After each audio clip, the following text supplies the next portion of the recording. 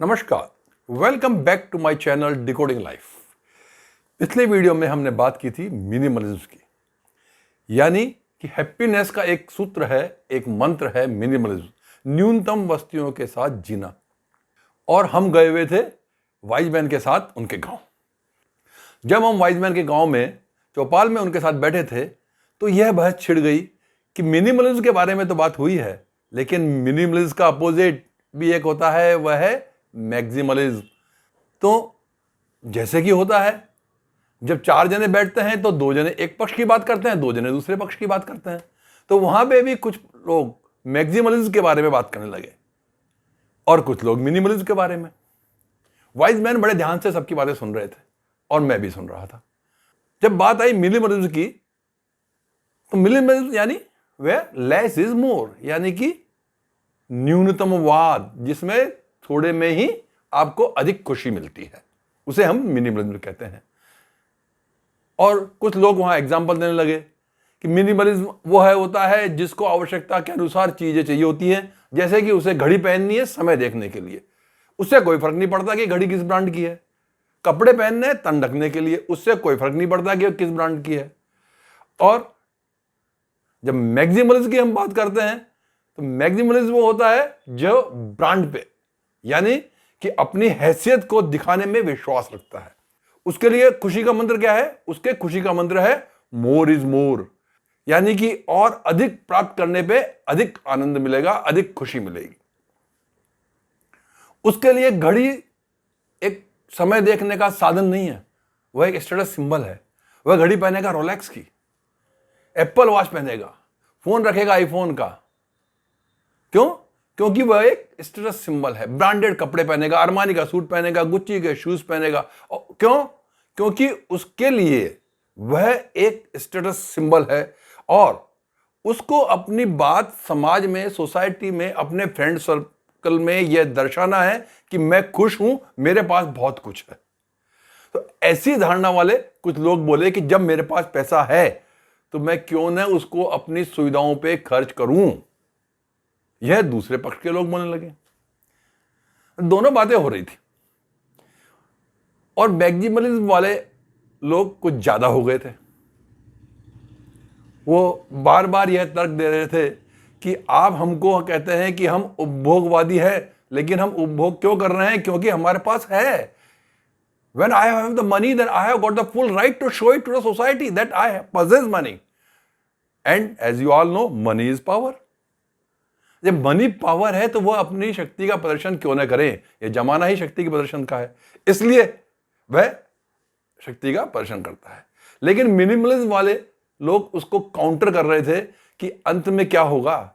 आपके पास सब कुछ आएंगे, खाना तो आपको 2 रोटी ही है, और जब आपका शरीर आपका साथ नहीं देगा तो डॉक्टर आपको मूंग की दाल की रोटी और सलाद खाने को ही कहेगा।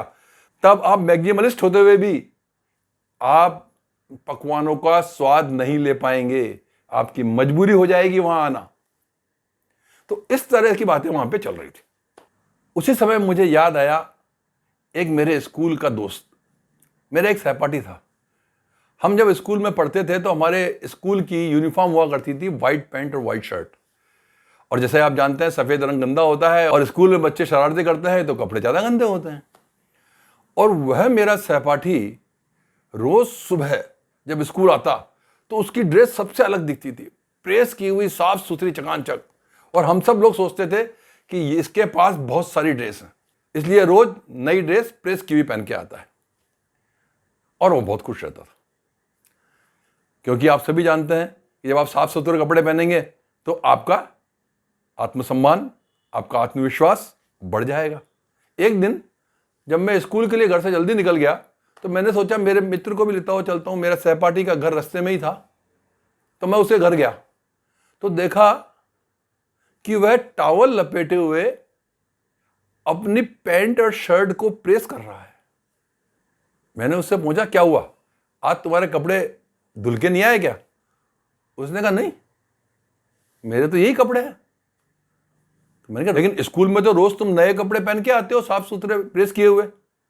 उसने कहा, नहीं, मैं रोज नए कपड़े नहीं पहन के आता, मेरे पास तो एक ही ड्रेस है, मैं रोज शाम को उसको धो देता हूं और सुबह उसको प्रेस करके और पहन के आ जाता हूं।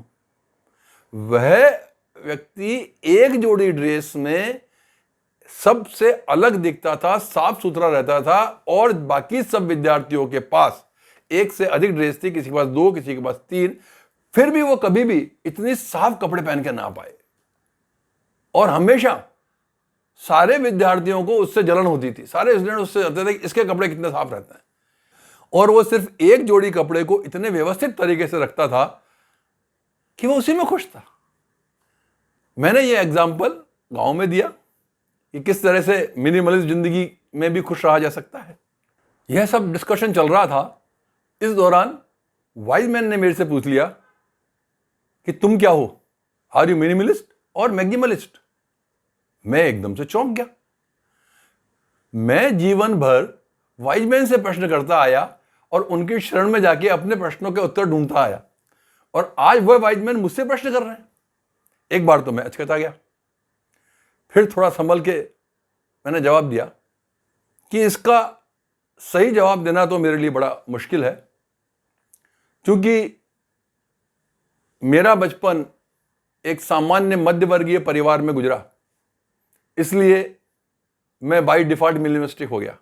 जो कुछ था उससे संतोष करना आवश्यक था, क्योंकि हमारी आय सीमित थी, हम ज्यादा सोच नहीं सकते थे। उस आय के भीतर ही जो कुछ था उससे हमें अपना घर चलाना था, इसलिए हम शुरू से मिनिमलिस्टिक अप्रोच में जीते चले आए। बड़े होने के बाद जब कमाने लगे, पैसा आने लगा, पैसा भी उस हिसाब से खर्च करने लगे, और अप्रोच कुछ कुछ मैक्सिमलिस्टिक तरफ होने लगी। तो जब पैसा होता है तो आदमी खर्च करता है, लेकिन जीवन में हमेशा यह बात बनाए रखी कि जेते पांव पसारिए तेती लांबी सोर, यानी कि आवश्यकता के अनुसार ही खर्च करते रहे, उधार लेके कभी जिंदगी चलाई नहीं।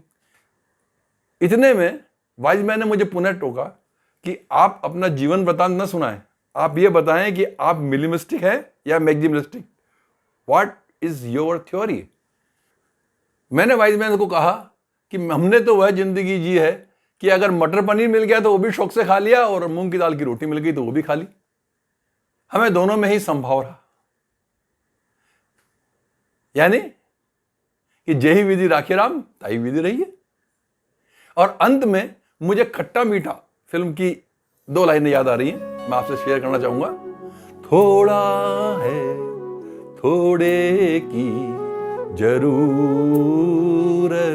है, जिंदगी फिर भी यहां खूबसूरत है। सो माय डियर फ्रेंड, थोड़ा है थोड़े की जरूरत है। Be happy and remain happy.